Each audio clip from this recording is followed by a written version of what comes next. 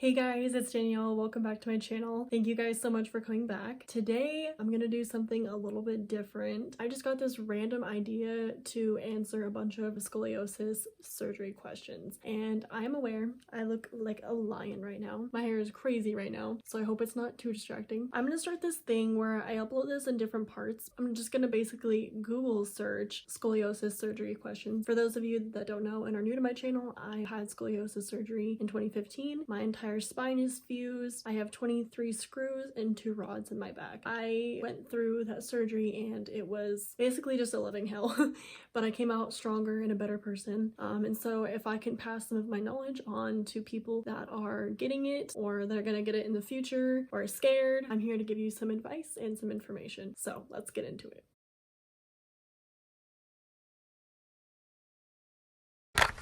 This girl said, "Hi everyone, I'm a 16-year-old girl who is going to get my fusion on the 21st of September. I'm extremely anxious and I don't know what to expect. If you guys are willing to answer any of my questions, I will be extremely grateful." So her first question is, how did you feel when you first woke up? Were you in any pain? So when I first woke up, I was so drugged that I could barely even open my eyes. I remember the nurses and doctors wheeling me in to the elevator, and I remember like hearing stuff going on in the elevator, but then I just passed right back out. I didn't even end up opening my eyes until at least like 2 or 3 hours after my surgery because I was on so many drugs. But when I first woke up, I just felt very heavy, just extremely tired. My face was very puffy. My eyes just felt really tired. I just felt really drugged. I wasn't really in pain because I was on so many drugs that I couldn't really feel anything in my body at that time. I think I started to feel more pain as I started to like be more active and aware because they had got me out of bed and walked me around the next day. So basically I just felt very tired, very heavy, and extremely drugged. That's it in a nutshell.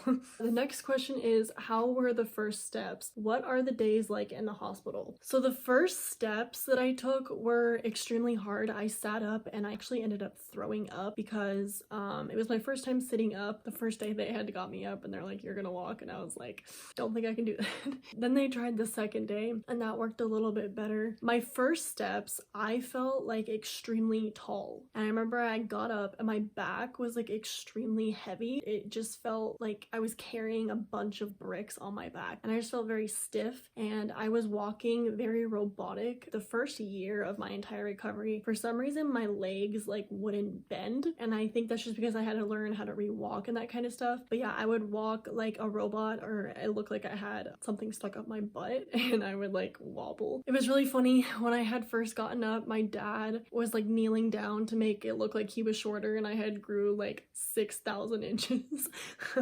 So I was like, oh my gosh, and I started crying because I was like, I feel so taller. Like I don't want to be too tall. I don't want to be too tall for a girl, but I'm thankful for it now because I think I'm at a perfect height. I was originally 5'6", 5'5" before my surgery, and now I'm 5'7", so I grew a good 2 or 3.5 inches. I also just want to point out, I just finished recording this entire video and it didn't save the last like 5 minutes, so gotta love that. Great for me. As I was saying, the days in the hospital were really miserable just because I didn't get a lot of good sleep, but neither did my family and friends because I was in a lot of pain, and the machines were beeping consistently all throughout the night. So as soon as I would fall asleep, the machines would beep and like wake me back up, and it would wake my mom up and my family that was staying with me. Also because the nurses came in a lot throughout the middle of the night to like give me more medication or change like my saline or just check up on me and that kind of stuff. So I was pretty much awake the entire night, either because of my pain or like the nurses. The nurses and the doctors took great care of me, so that made the stay a lot more tolerable. Okay, third time is a charm. It did the exact same thing again. I recorded it again and it didn't save it again. It just stopped recording.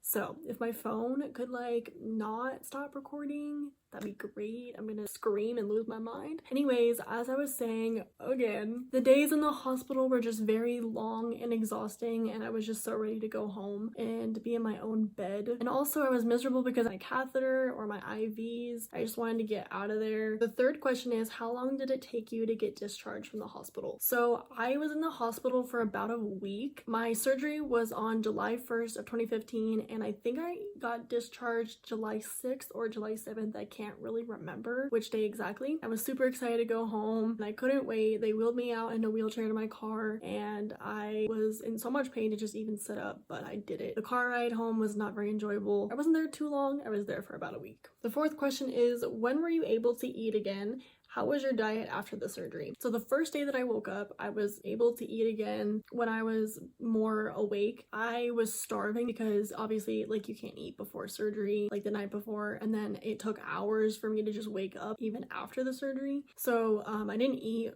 for a really long time. Hello, so I just wanted to pop up in here and say I couldn't keep anything down for the first couple days. So I started to eat just some liquids and then I ate ice cream and applesauce. I would take my pills and applesauce as well. But my first like solid in days was pizza, and yeah, I basically just couldn't keep anything down. Like even the ice cream or the applesauce, I would just throw it right back up.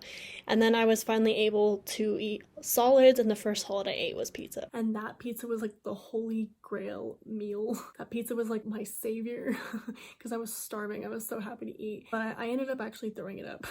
But let me tell you, that pizza tasted so good. It was hospital pizza, but I was just munching on it and then I ended up just throwing it all up. I didn't eat all of it, but I ate some of it. I didn't really eat normal meals. I wasn't really like concerned about eating. I was just focused on like getting better. I don't think I was able to like even have an appetite. I ate a lot of candy because my family and friends gave me a lot of candy. I remember I ate so many of these like sour gummy things and I can't even to this day like look at them or eat them. If I even like smell them, I get like really traumatized because I was eating those consistently when I was laying there in so much pain. I can't really remember like how much of what I ate. I kind of blanked out everything from that because it was just such a traumatizing thing. My weight loss was really extreme. I was super thin after my surgery. I was like stick thin, even more than I am because I'm already pretty skinny. I lost a lot of weight after my surgery. And I think it's because like I just also wasn't eating normal and like the pain medicine had made me lose a lot of weight. Surgery in general. I had a blood transfusion of 2 pints of blood, so I lost a lot of blood, and they also cut my back open and were tearing my back, my muscles apart, the cartilage.